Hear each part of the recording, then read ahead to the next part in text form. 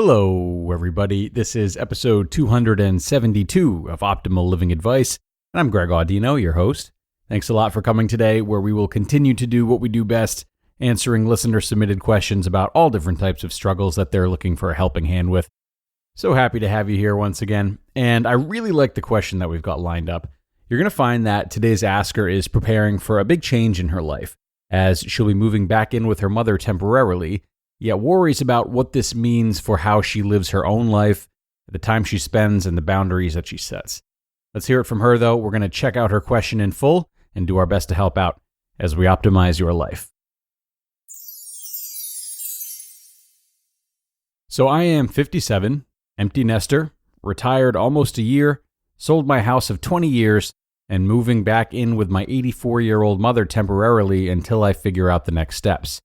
I've been single over 20 years, so I'm not used to living with someone besides my own daughter. We lost my dad 4 years ago, so my mom has been alone since. How do I handle the transition to living with her as an adult? She worries, and I will be in and out, trying to make new friends and exploring, etc. I have been clear that I'm not coming to take care of her, as she can still do that well on her own. And I feel like I will have to constantly have the boundaries conversations over and over. I am very independent and not used to having to be accountable to someone. When she gets on my case, I can be quite snippy with her, and I would really rather avoid that. All right, good question, asker. I was also staying with my mom during a bit of a transition phase a couple of years back, and as a matter of fact, quite a few episodes of OLA were recorded from her very basement. So let's talk about independence for a minute. Let's start there. Now, it's pretty clear that you take pride in your independence, and I'm really glad that you made a point of addressing it. So independence is such a coveted personality trait. You know, it's something we all want, something we all admire in others, and one of those things that we seem to have a universally good impression of, and therefore something we cling to when we feel we've attained it for ourselves. All the more reason to question it and look a layer beneath, right? Now, first of all, there's healthy independence and there's unhealthy independence. So healthy independence is when we are able to care for ourselves, provide for ourselves, generally be trusting in ourselves to overcome struggles on our own, and not relying too heavily on anyone or anything. Unhealthy independence, on the other hand, is very much the same, really similar, except for that last part.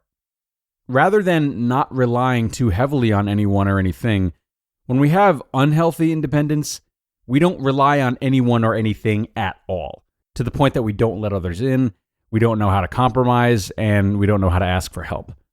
And under this condition, we do in fact rely too heavily on one thing, the very idea of independence, if you will. Now, you might not be used to having to be held accountable to someone, as you said, but in order to be healthily independent, this is a skill that you're going to want to hone. Being held accountable to someone is not the same as the loss of independence. It's just relational agility.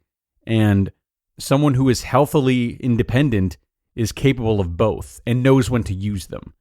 Accountability to the right degree is a really big part of maintaining healthy relationships with anyone. So, I guess my question is, what might that look like for you and your mom? How might you retain your own independence while also being an active participant in the relationship so as to make this transition better for the both of you? I'd be curious to hear what she needs out of this transition. Now, you seem to have great awareness of what you need. So now what about her? Asking what she would like from you and how this can be made easier for her is not you giving up your power or your independence. Instead, it's the two of you teaming up. You don't have to do everything she asks. You can meet in the middle. But in inquiring about what she would like, you're being conscientious and showing the both of you that you're making the effort. Not to mention that hearing her thoughts up front like this gives you an understanding of where she's coming from the get-go, theoretically limiting those boundary conversations that you're concerned about having too often. And I'm sure you'll find that by adhering to your mom's wants and needs on your own terms, that there's a lot of meaning to this move. And I'm really sorry if what I'm about to say is difficult for you to hear, especially in the wake of your father's passing, but Between your mom's age and your preparations for whatever the next step may be, this is likely the last concentrated time that you'll get to spend with her, even if you do visit her a lot after moving out. And maybe that's painful, perhaps painful enough that keeping a degree of emotional distance feels like a safe choice. But what you have in front of you, what I had in front of me when I lived with my mom, is this unique opportunity to step back into childhood and be living under your parents' roof again. And this time, you're able to go about these day-to-day meanderings as fellow adults.